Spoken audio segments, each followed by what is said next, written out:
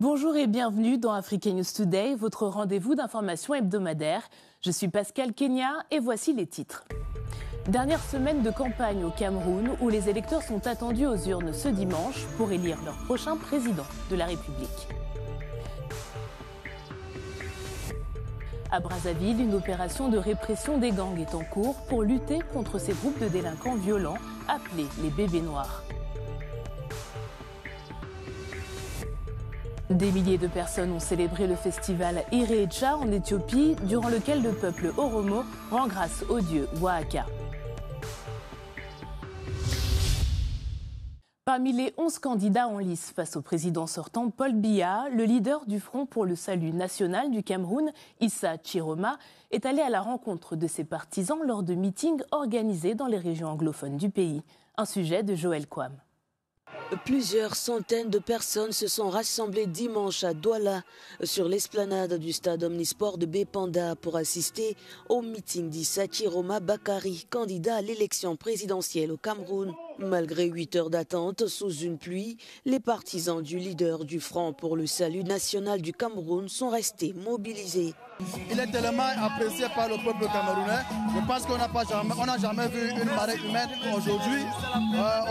Partout, toutes les villes où il est passé, Douala a été la plus grande mobilisation du Cameroun aujourd'hui. Je pense que c'est un très grand témoignage pour le peuple camerounais envers la personne de Issa Chiroma Bakari que nous promettons le 12 octobre la victoire à 100%. Après des meetings à Buea et Limbe dans les régions anglophones, Issa Chiroma a galvanisé ses sympathisants. Dans un discours, il a appelé le président sortant à reconnaître sa défaite si le vote lui est défavorable.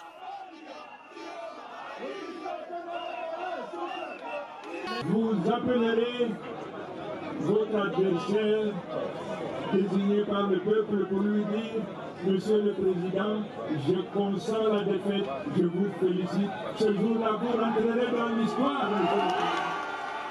Pour de nombreux militants, cette mobilisation record à Douala est un signe clair du changement à venir. Tout ce que nous voulons, c'est que les 12, nous soyons de la même façon et que nous suivions nos problèmes, nous suivions nos votes et nous contrôlons nos bulletins de vote.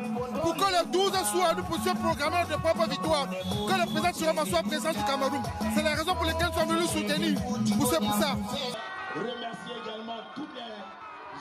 L'élection présidentielle aura lieu le dimanche prochain et pour de nombreux observateurs, l'ancienne tête forte du régime Biya, passée dans l'opposition à quelques mois du scrutin, pourrait créer la surprise face à un Paul Biya absent de la scène politique, mais également lors de cette campagne électorale. Âgés de 13 à 25 ans, ceux qui se font appeler les bébés noirs sèment la terreur à Brazzaville et dans d'autres localités du pays. Si certains habitants saluent l'opération menée par la Direction générale de la sécurité présidentielle pour réprimer les violences infligées par le gang, d'autres déplorent les méthodes employées. Un reportage de Cédric Seosolo. Depuis début octobre, au Congo, la Direction générale de la sécurité présidentielle et la garde républicaine ont lancé une opération de lutte contre les bébés noirs, des groupes armés de machettes sémant la terreur dans les grandes villes depuis des années. C'est une bonne initiative parce que les Congolais ont tout le temps peur de sortir. J'espère qu'ils vont continuer. Nous, les commerçants, on doit désormais rentrer plus tôt que prévu. Sinon, ils nous prennent notre argent ou nous tuent à coups de machette. Si l'opération est saluée par une partie de la population, certains déplorent les méthodes employées. Après la publication d'images insoutenables d'exécutions sommaires devenues virales sur les réseaux sociaux. Trop professionnel. Tout le monde a des téléphones Android. On a deux réseaux Congo. Un bébé noir qui reçoit le message, mais il peut livrer l'autre. Mais lui-même se cache. Parfois, le plus tueur, c'est lui. Plusieurs organisations de défense des droits de l'homme dénoncent une dérive dangereuse qui piétine la constitution congolaise et les engagements internationaux du pays. Il n'est pas acceptable que nous puissions voir ce qui se passe d'ailleurs sur Internet avec les citoyens congolais dont la vie est ôtée en un clic. Aujourd'hui, nous assistons à des exécutions sommaires alors que nous avons un cadre juridique dans notre pays. Si ces personnes étant malfaiteurs sont reconnus, doivent être remis à qui de droit afin que justice soit rendue. Bien que la peine de mort ait été abolie en 2015, les exécutions extrajudiciaires ravivent la peur alors qu'un centre de réinsertion doit ouvrir dans la Bwenza, à 200 km de Brazzaville. Paix et unité étaient à l'honneur ce week-end en Éthiopie où le peuple oromo a célébré, comme chaque année, les différents clans de ce groupe ethnique. Le festival Irrecha est chaque année l'occasion pour ce peuple d'exprimer fièrement son identité culturelle et ethnique. Des milliers de personnes se sont rassemblées à Addis Abeba ce week-end. La capitale de l'Éthiopie célèbre le festival d'action de grâce Irrecha. Ce festival célébré chaque année est surtout associé au plus grand groupe ethnique du pays, les Oromo. Il rassemble également d'autres ethnies. Irrecha est un festival pour toutes les nations et nationalités. C'est une fête merveilleuse. Par conséquent, tout le monde peut la célébrer. Tout le monde peut y participer parce que c'est une fête d'amour, de paix et d'unité.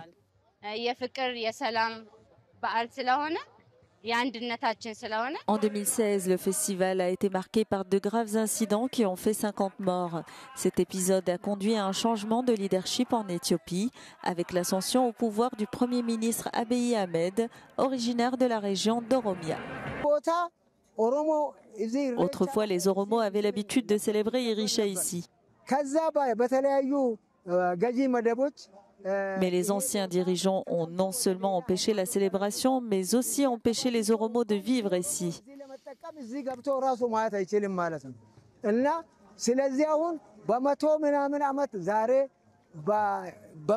Aujourd'hui, 100 ans plus tard, grâce aux réformes de notre gouvernement, nous pouvons célébrer Irrecha ici.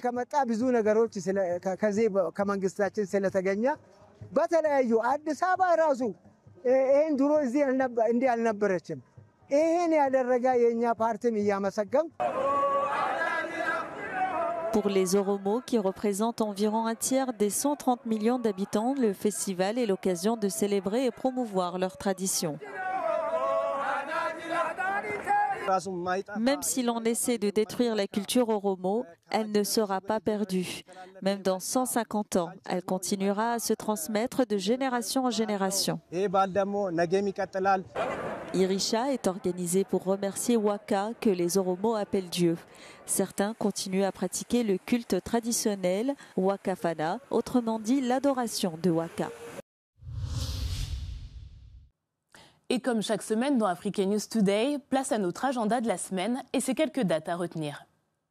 Les électeurs de l'archipel des Seychelles sont attendus dans les urnes du 9 au 11 octobre pour le second tour du scrutin présidentiel.